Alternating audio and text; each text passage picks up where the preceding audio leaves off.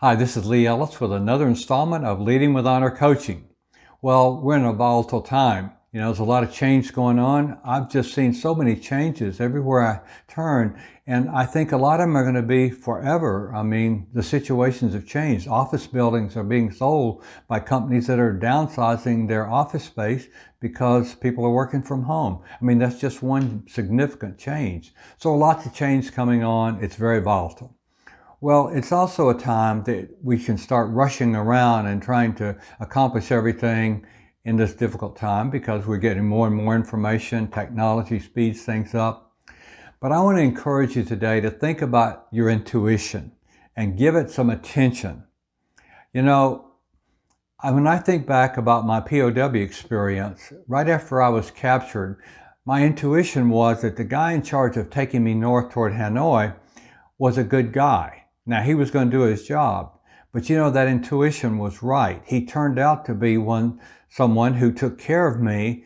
He made sure I did, and he carried me in, but he protected me from the communist-inspired people that were trying to get in and beat me up and hit me with hammers and sticks and everything else. And sure enough, that guy, when the American bombers blew up the road nearby, we couldn't go for a couple of days. We had to hold off until they repaired the roads. And he took me to his house, and I spent 2 nights with his family. And my intuition said, smile and be happy, and I did. And the people were actually very nice to me. And only recently, this fellow I found out passed away a few years ago, but his wife is still there. And she told the Vietnamese guy who was talking about that evening, she said, he smiled and we liked him. So isn't that crazy in the war? And I'm in this Vietnamese family and they treated me like a real person and I treated them like a real person. Out of my intuition, I trusted him.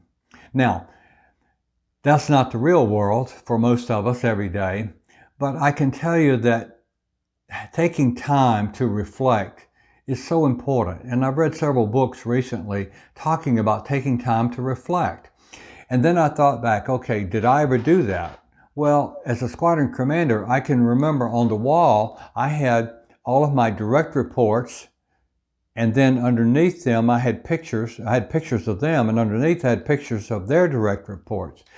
And I would take time every week to just sit and look at those pictures. Now, I'm a visual person, and so when I looked at those pictures, I thought about the individual, how things going in their area, what was my gut feeling on the situation. And usually I'd say, okay. And then maybe one or two of them I'd say, there's something there. I don't know what's happening, but I need to talk to them. And I would call the leader in and say, how do you feel about so-and-so? Or what do you think about so-and-so? How's that going? And if they said, oh, it's going great. And I said, okay. I said, well, I just was a little uncomfortable about such and such. And they say, I'll look into it. Well, a couple of weeks later, they come back and say, you were right. Or they'll say, no, I checked it out and all is well. And I say, great, thank you.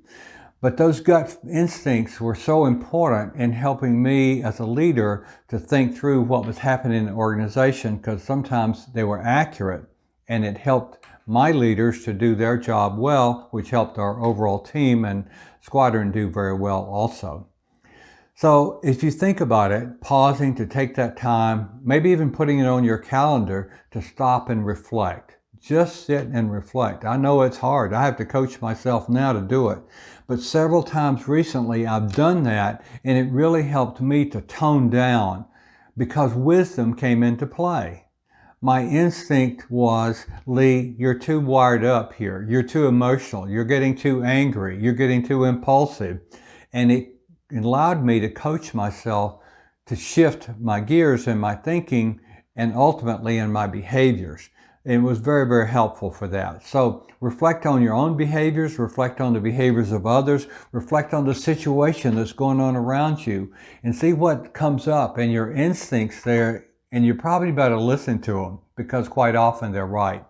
One of the most famous people in our culture has been Albert Einstein, the brilliant, brilliant man.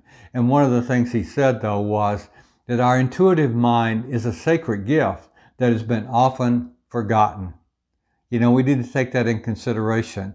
Pay attention to our intuitive mind, listen to those gut feelings, Put them through the test of wisdom and the honor code. We use the honor code to really help you and help me. It helps me every day to stay on track in terms of being the person I want to be.